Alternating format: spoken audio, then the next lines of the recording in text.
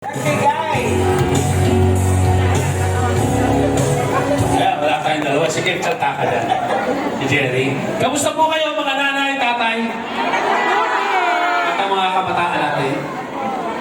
Ayan, magandang hapon po sa ating lahat.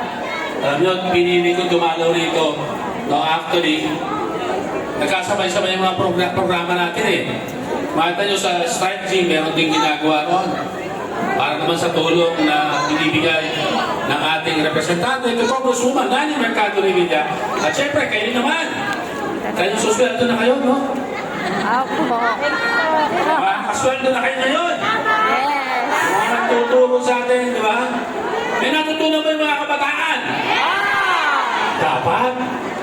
Dapat may matutunan. Kasi sa programa po natin ito. Di ba? Bakit ba meron ito?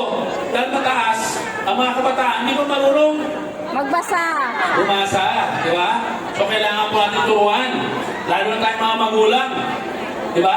Dapat po yung mga anak natin, bantayin natin, dapat matuto ng bumasa at sumulat.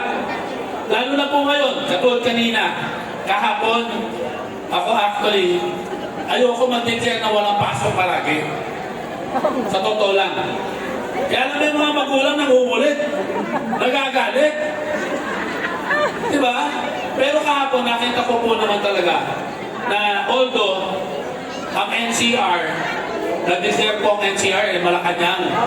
Sabi ko, nag-declare ang NCR, nag-declare ang Kawit, sunod na ang Imo. So bako hindi pa mapag-declare.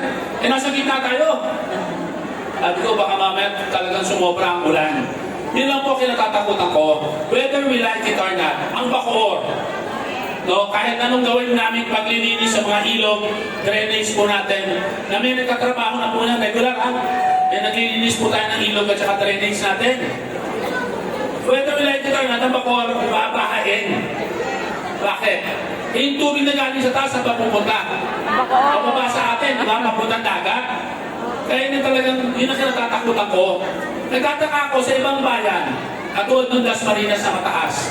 Kagabi nag-declare, sabi ko ang taas ng Dasmariñas, hindi babahain yun eh. Pagka umuulan, ang talagang delikado yung baha. Yung tubig, hindi naman tayo masasaktan sa tubig eh. Pero pagka merong tubig ang kalsada, yun ang problema para sa mga mag-aaral natin. Kaya po kagabi, declare ko, sana hindi dapat ako mag-declare. Nilabas kagad nila. Kung inunahin nyo na ako. Sabi ko, hold nyo muna. Eh wala, kung araw ngayon, no? Ang init-init, sabi ko, pagkaya naman tayo. Actually, pinag-iisipan po kasi mahigiyan. At nagkukonsulta po rin ako sa DepEd, siyempre sa mga media po natin. Kailangan alamin po natin. Actually, ako nga sinasabihan ko, yung ating mga pamunuan, mga principal man o mga magulang, kung nakikita nyo, masama talaga ang panahon. Kayo po may karapatan, hindi nyo na papapasukin yung anak ninyo. Lalo na kung may mga sakit yung mga bata. Di ba? Pwede naman yung maging absent eh. Maintindihan po natin yan. Pero kung aantayin nyo lang po palagi ako para mag-declare. Kasi napakahirap po para sa akin.